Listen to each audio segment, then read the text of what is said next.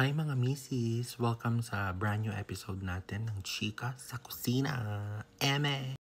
Pero seryoso muna tayong topic ngayon. Nakareceive ako ng text message kanina na ang itatagal na lang ng kontrata ng GCash and Paymaya sa online sugal na yan. Alam mo yung mga scatter, mga bingo-bingo, mga...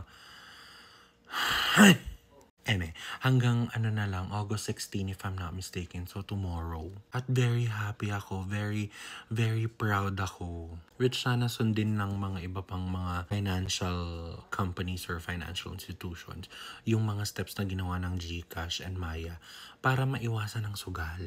Kasi personally, I believe na yung mga online sugal na yan, yung mga scatter, whatever na yan, mga bingo-bingo, eme na yan, talagang cancer yan sa lipunan, mga misis. At hindi ko lang to sinasabing eme-eme lang ha. Basing from experience to. Hindi ako personally, pero I know of really close friends and family na talagang naapektuhan yung mga buhay nila. But the saddest part is, hindi lang yung buhay nila yung naapektuhan. Nang dami pa sila ng mga kapamilya nila. Diba? Ang sad. I'm not saying na masama silang tao At wala din akong sinasabing masamang tao yung mga nagaganon. Kasi meron naman akong mga kakilala na nagaganon, pero controlled. Ang sinasabi ko lang is at least nabawasan ang easy access ng mga tao na may tendency malulong sa ganon. Gets nyo ba? Pero ang nakaka-bad trip pa, nakakita ko ng mga celebrities, mga creators, or mga influencers dito sa app na to or sa mga iba pang mga app endorsing sugal. Okay lang ba kayo?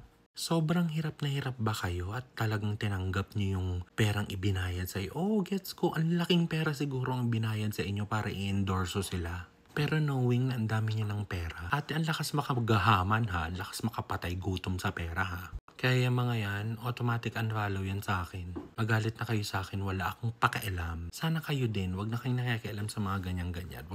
Wag nyo nang subukan, masisira ang buhay nyo. Literal.